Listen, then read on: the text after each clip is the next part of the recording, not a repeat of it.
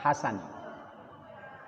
Bapak Ibu saya hormati, yang kita sampaikan larangan mengumpat orang ini, mengatakan fasik, mengatakan khimar, mengatakan adalah ketika kita tidak tahu, Pak.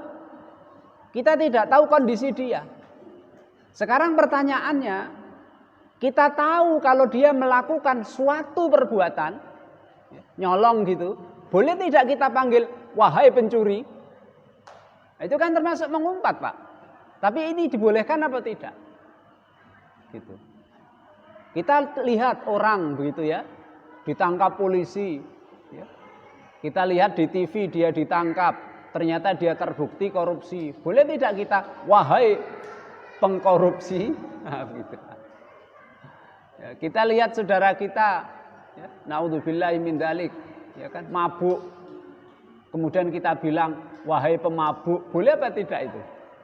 Jadi ini pertanyaan adalah ketika kita tahu perbuatan maksiatnya, boleh tidak kita katakan, ya, kita caci dia, kita cela dia dengan menyebut maksiat yang telah dia lakukan. Kadang-kadang kan begitu, Pak. Oh, dasar pembohong, nah, gitu Pak. Kadang-kadang kan begitu kita. Gitu. Oh, dasar, udah nggak usah dipercaya saja itu. Udah kembalikan aja, nggak ada jual beli sama dia, kembalikan. Cancel. Dia belum bayar kan? Belum. Dia pinjam kan? Utang toh? Hutang dia. Oh, udah itu nggak mungkin dia bayar, itu nggak mungkin itu. Terkenal dia itu. Nah, gitu Pak. Boleh tidak seperti itu? Nah, itu yang sering kita alami, sering kita lakukan. Hal itu aslinya dilarang, Pak ya. Sama-sama saja itu mengumpat. Kecuali 3 keadaan yang oleh Imam Baihaqi rahimahullahu taala kita dibolehkan untuk mengumpat dia dengan maksiat yang telah dia lakukan. Ada 3 keadaan yang kita dibolehkan. Yang pertama, jika orang itu memang melakukan perbuatan maksiatnya dengan terang-terangan di depan umum, tidak sembunyi-sembunyi. Itu yang pertama. Kita boleh mengumpat dia, tukang mabuk, gitu Pak ya. Itu boleh kalau memang dia biasa mabuk di depan orang, wis nggak punya malu, sudah nggak disembunyikan maksiatnya itu. Nggak apa-apa kita bilang begitu. Makanya Imam Nawawi rahimahullahu taala, ya, beliau mengatakan ada 6 kondisi di mana kita boleh ngerasani itu, Pak. Di antaranya adalah ketika yang kita rasani itu memang dia terbiasa melakukan maksiat terang-terangan. Nah, kita ngerasani sopo caiku penggane mabuk. Ini bukan ghibah kalau memang dia biasa mabuk di depan umum. Tidak apa-apa, Pak. Ada orang pemabuk, ada orang pembohong, kita bilang dasar pembohong, karena kalau dia melaksanakan maksiatnya tersebut dengan terang-terangan di depan umum. Dalilnya adalah hadis diriwayatkan oleh Imam Bukhari dari sahabat Abu Hurairah, Rasul bersabda, "Kullu ummati mu'afa illal mujahirin." Setiap umatku, umatnya Nabi Muhammad sallallahu alaihi wasallam, mu'afa, akan mendapatkan maaf dari Allah, akan terjaga, tidak boleh dicemarkan nama baiknya di dunia, illal mujahirin, kecuali orang yang terang-terangan melakukan perbuatan maksiat. Kemudian kondisi yang kedua adalah jika dia menyebut kemaksiatan orang lain itu dalam rangka bersaksi. Nah, itu boleh, Pak. Dalam rangka bersaksi. Ya. Ada orang, dia melihat dengan mata kepala orang itu, ya, mencuri contohnya. Kemudian polisi mencari saksi, kemudian ditemukan saksi, dia termasuk dijadikan saksi, disuruh bersaksi demi Allah. Maka dia wajib menyebutkan kemaksiatan yang telah dilakukan oleh orang itu.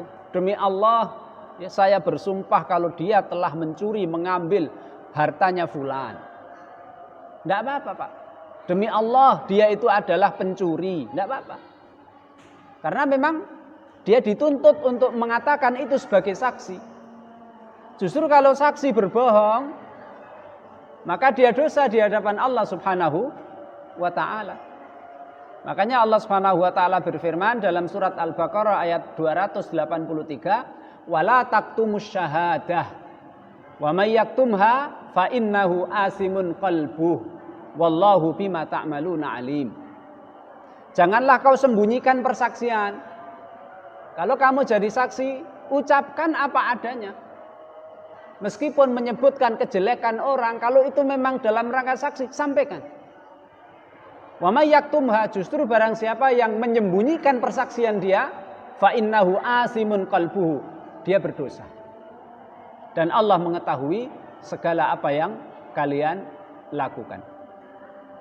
Kemudian kondisi yang ketiga adalah menyebutkan kefasikan, kejahatan yang dilakukan orang karena jangan sampai orang itu jadi panutan, Pak. Jangan sampai orang yang berbuat maksiat tersebut yang kita ketahui dia telah berbuat maksiat itu, jangan sampai dia menjadi panutan orang. Atau jangan sampai dia menjadi pemimpin, termasuk pemimpin keluarga. Artinya jangan sampai orang percaya sama dia gitu loh Pak. Kita sebut kejahatannya yang kita ketahui, jangan sampai orang percaya sama dia. Sebab kalau orang percaya sama dia, bubar, rusak urusannya. Dan itu dibolehkan. Dalilnya adalah hadis diriwayatkan oleh Imam Muslim. Ada seorang sahabat wanita namanya Fatimah binti Qais. Lah Fatimah binti Qais ini Pak, dicerai suaminya talak 3. Cerai suaminya talak 3. Berarti kan sudah nggak bisa kembali rujuk kepada suaminya kan, kecuali Fatimah nikah dengan laki-laki lain. Sudah ditalak 3 oleh suaminya. Kemudian setelah masa iddahnya selesai, Fatimah binti Qais ini Pak dilamar 3 orang sahabat. Yang satu Muawiyah, yang kedua Abu Jaham, yang ketiga Usamah bin Zaid. Akhirnya Fatimah binti Qais lapor Pak kepada Rasul. Rasul, saya dilamar 3 orang sekaligus. Dan saya harus milih Rasul. Sing tak pilih sapa? Gitu Pak. Rasul sallallahu alaihi wasallam bersabda Pak. Apa sabda Rasul? Amma Muawiyatu farajulun taribun lama lalahu. Kowe nek milih Muawiyah iki melarat. Muawiyah iki melarat. Wa amma Abu Jahmin farajulun darrabun lin nisa. Kalau Abu Jaham dia itu main pukul. Dikit-dikit istrinya dipukul. Ini kan Pak ya, menjelekkan orang. Walakin Usamah bin Zaid. Tapi kalau pilihlah Usamah bin Zaid.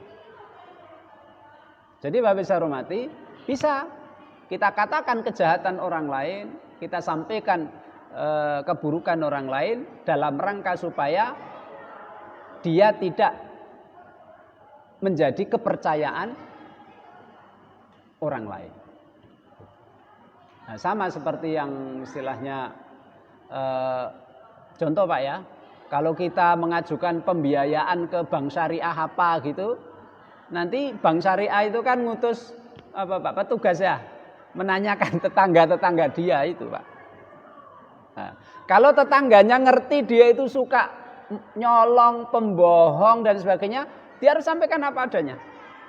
Dan itu tidak termasuk mengumpat, tidak termasuk menjelekkan.